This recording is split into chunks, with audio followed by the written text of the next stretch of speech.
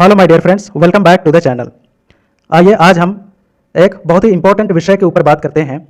हाल ही में राज्यसभा से पारित हुए द पोस्ट ऑफिस बिल 2023 के बारे में।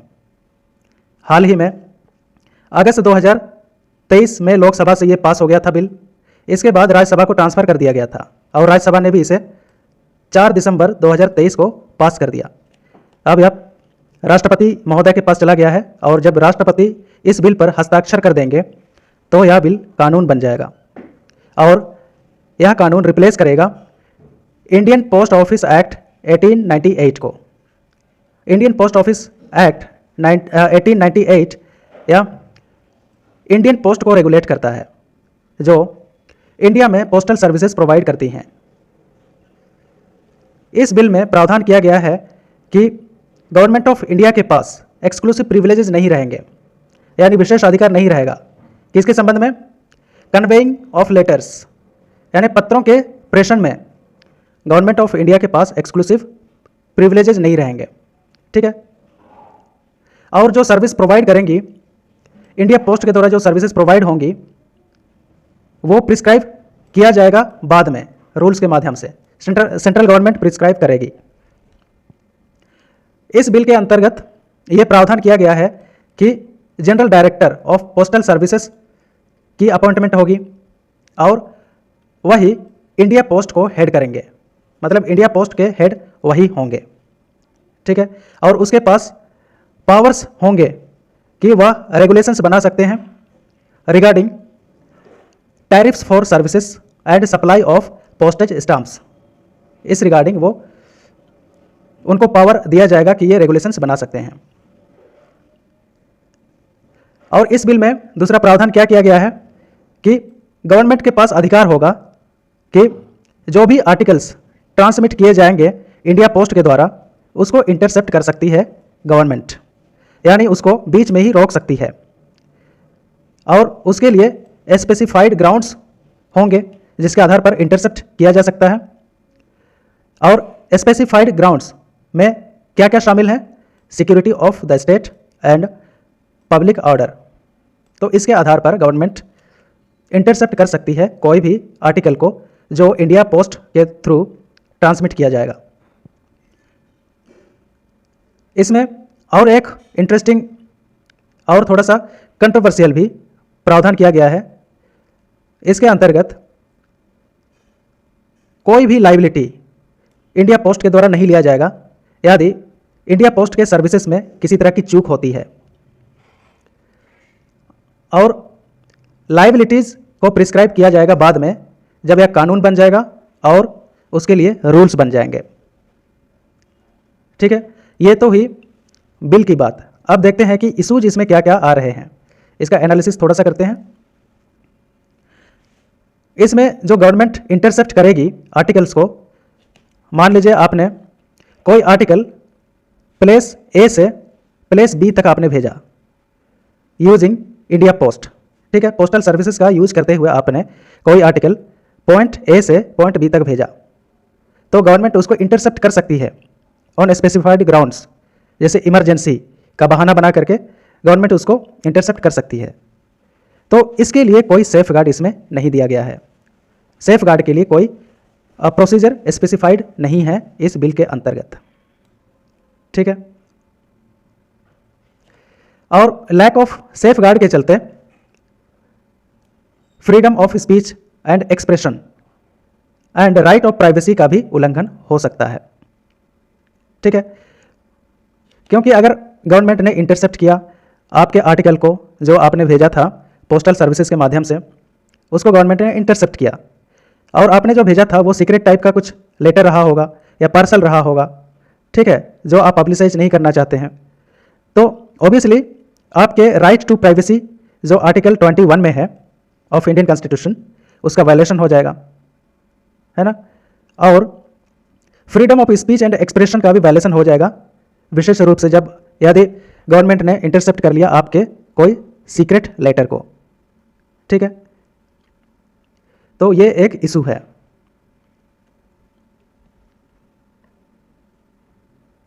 और गवर्नमेंट ने इस बिल में क्या किया है कि इमरजेंसी को ग्राउंड बनाया है। इमरजेंसी के आधार पर आपके आर्टिकल को इंटरसेप्ट कर सकती है गवर्नमेंट। ठीक है। और दूसरी बात क्या है कि अगर पोस्टल सर्विसेज में किसी तरह का लैप्स होता है, किसी तरह की चूक होती है, बशर्ते कि वो चूक विलफुली ना हो, तो उसके लिए इंडिया पोस्ट को एग्जेम्प्ट किया गया है, यानी इंडिया पोस्ट को उससे छूट दी गई है। इंडिया पोस्ट को उसके लिए जिम्मेदार नहीं ठहराया जाएगा। ठीक है। तो ये सारे इशूज हैं और इसमें, इस बिल में ऑफेंसेस एंड पेनल्टीज का कोई प्रावधान नहीं है, मतलब अभी तक तो कोई उल्लेख नहीं है। उदाहरण के लिए, यदि unauthorised opening of postal articles हो जाते हैं गवर्नमेंट के ऑफिसर्स के द्वारा, यानी पोस्टल ऑफिसर के द्वारा, तो उस पोस्टल ऑफिसर को किसी भी तरह का पेनल्टी नहीं दिया जाएगा। ठीक है।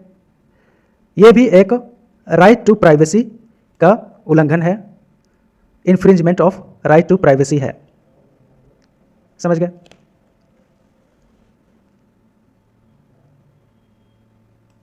आइए आप थोड़ा सा समझ लेते हैं कि एग्जिस्टिंग एक्ट यानी the Indian post office act 1898, इसमें कब कब संशोधन करने का प्रयास किया गया, इसकी हिस्ट्री थोड़ा सा समझ लेते हैं। पोस्टल सर्विस ये आता है यूनियन लिस्ट में ऑफ द कॉन्स्टिट्यूशन, यानी केंद्र सरकार इस पर कानून बना सकती है, राज्य सरकार को अधिकार नहीं है। ठीक है। और इंडियन पोस्ट ऑफिस एक्ट 1898 ये रेगुलेट करता है postal service offered by the central government. जो भी postal services central government offer करती है पब्लिक को, उसका रेगुलेशन किया जाता है इंडियन पोस्ट ऑफिस एक्ट 1898 के थ्रू। और इस एक्ट ने सेंट्रल गवर्नमेंट को एक्सक्लूसिव प्रिविलेजेस दिए हुए हैं over conveying of letters. Postal services India post के द्वारा ये सर्विसेज दी जाती हैं, जो गवर्नमेंट ऑफ इंडिया का डिपार्टमेंटल अंडरटेकिंग है। अब कब कब इस पर संशोधन करने का प्रयास किया गया, क्योंकि ये कंट्रोवर्शियल तो था ही, आप जानते हैं, जैसे हमने इसके फीचर्स पढ़े एक्ट के। ठीक है। कब कब संशोधन करने का प्रयास किया गया? 1986 में, 1986 में इंटरसेप्शन ऑफ आर्टिकल्स को लेकर के बिल लाया गया था, लेकिन इस समय प्रेसिडेंट का असेंट नहीं मिल पाया, यानी प्रेसिडेंट के हस्ताक्षर नहीं हो पाए। ठीक है। इसके बाद 2002 में फिर से लाया गया बिल, जो संबंधित था प्राइवेट कुरियर सर्विसेज से, क्योंकि प्राइवेट कुरियर सर्विस आप जानते हैं ये सरकार के अंतर्गत नहीं है, ये प्राइवेट एंटिटी है। तो इसको इंक्लूड करने की बात हो गई 2002 में बिल के माध्यम से। ठीक है। लेकिन ये लैप्स कर गया।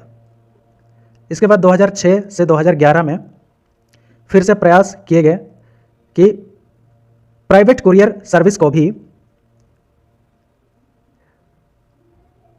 इसको रिलीज किया गया, लेकिन पार्लियामेंट में इसको इंट्रोड्यूस नहीं किया जा सका।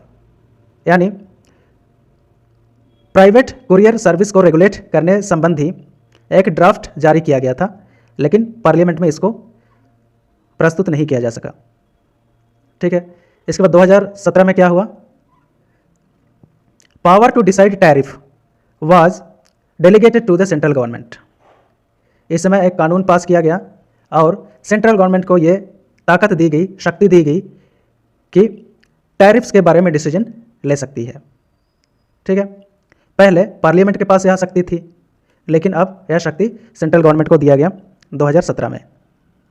इसके बाद रिसेंटली 2023 के अंदर ही जन विश्वास अमेंडमेंट ऑफ प्रोविजंस एक्ट 2023 ये लाया गया और इसके अंतर्गत ऑफेंसेस ऑफ पेनल्टीज को हटा दिया गया। पहले के एक्ट में 1898 के एक्ट में ऑफेंसेस और पेनल्टीज का उल्लेख था। जो भी इन्फ्रिंजमेंट होता था, यानी पोस्टल ऑफिसर के द्वारा यदि आपके आर्टिकल को छेड़छाड़ किया गया, यानी सीक्रेट लेटर्स को ओपन किया गया या आपके आर्टिकल को ओपन किया गया, तो उसके लिए पेनल्टीज डिस्क्राइब्ड थी पहले के एक्ट में। लेकिन इस ऑफेंस को और पेनल्टी को हटा दिया गया जन विश्वास अमेंडमेंट ऑफ प्रोविजंस एक्ट 2023 के द्वारा। अगस्त 2023 में पोस्ट ऑफिस बिल 2023 ये इंट्रोड्यूस हुआ राज्यसभा में, ठीक है, और इसने रिप्लेस कर दिया 1898 के एक्ट को।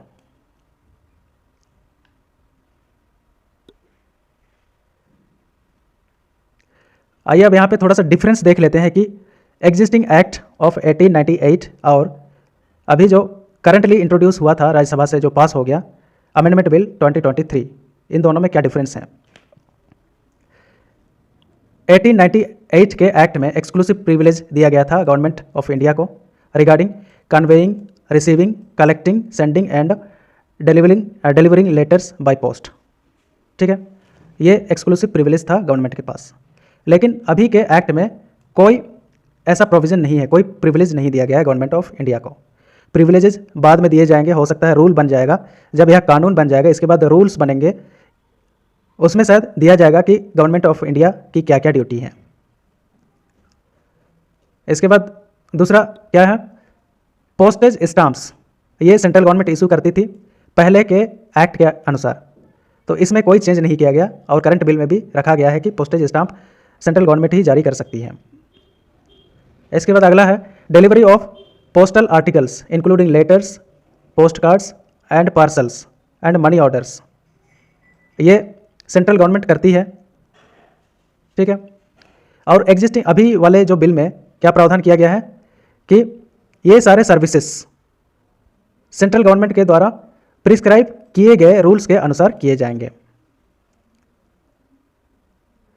Appointment of director general of postal services, इसका प्रावधान किया गया था पहले वाले कानून में और अभी के कानून में भी यही प्रावधान है, मतलब इसमें कोई बदलाव नहीं लाया गया है। और दूसरा है interception by central government, state government और any official specially authorised by them of an article transmitted through post on certain ground including public emergency और in the interest of public safety और ट्रैंक्विलिटी। तो interception से related जो provisions थे पहले के कानून में सेंट्रल गवर्नमेंट के पास थे और स्टेट गवर्नमेंट के पास थे। सेंट्रल गवर्नमेंट या स्टेट गवर्नमेंट या फिर उनके द्वारा कोई नामित अधिकारी ये आपके आर्टिकल्स को इंटरसेप्ट कर सकते थे इमरजेंसी का ग्राउंड लगा करके या फिर पब्लिक सेफ्टी ट्रैंक्विलिटी का ग्राउंड लगा करके, ठीक है। और इसमें पोस्टल ऑफिसर को पावर दिए गए थे टू ओपन, डिटेन और destroy shipment carrying items prohibited under the act और एनी अदर लॉ।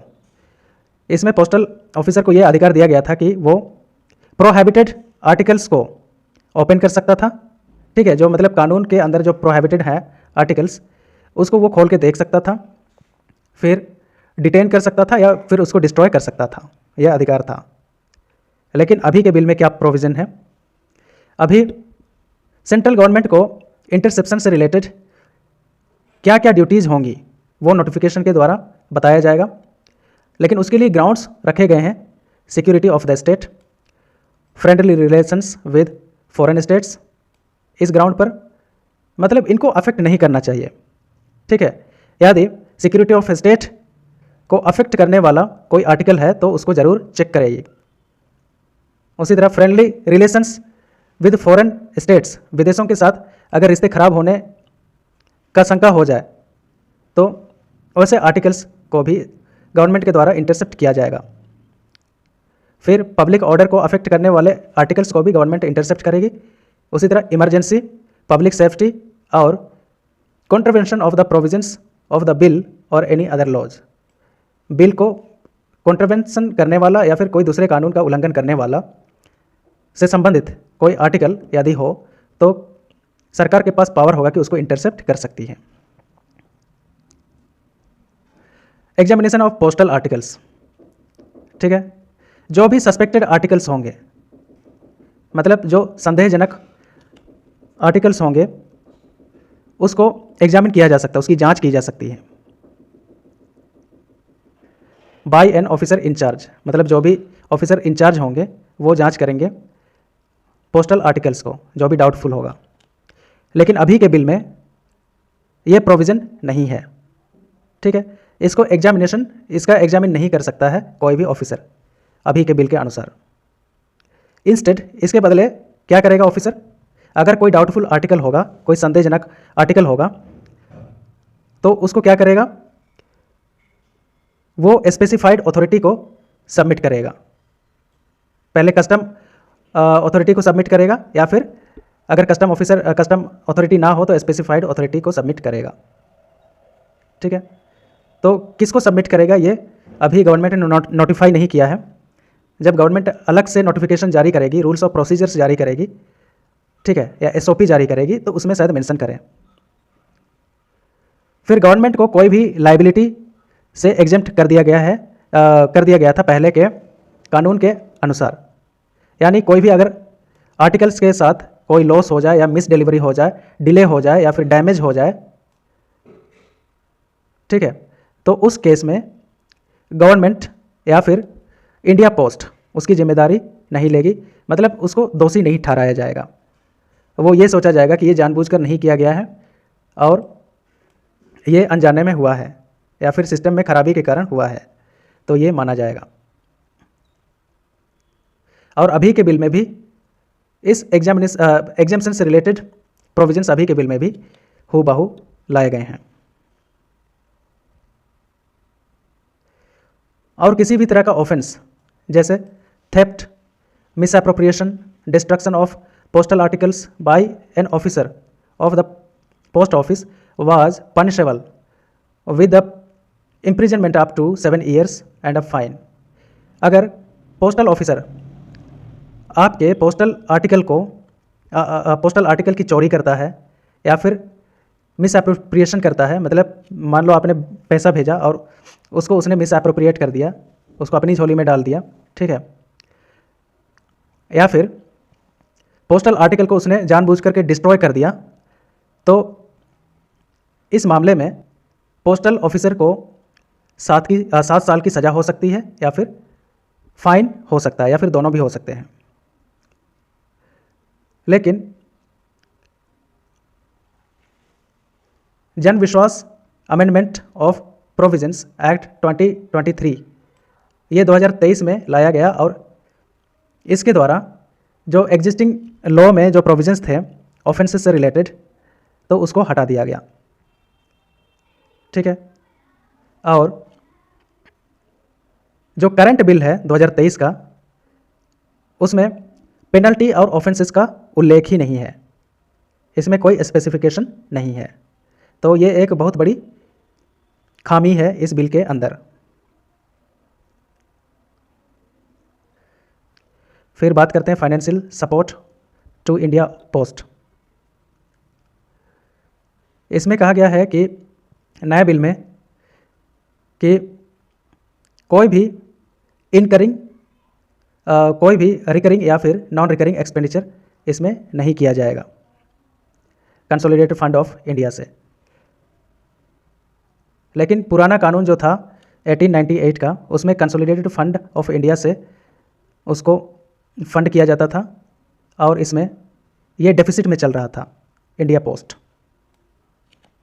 इसमें एक्सपेंडिचर्स दिए गए हैं कि कब कब कितना कितना एक्सपेंडिचर किया गया है, बजटरी सपोर्ट कितना कितना मिला है इंडिया पोस्ट को, ठीक है। तो ये हमने डिस्कस किया द पोस्ट ऑफिस बिल 2023 को। आई होप क्लैरिटी आ गई होगी इस बिल के रिगार्डिंग। Thanks a lot.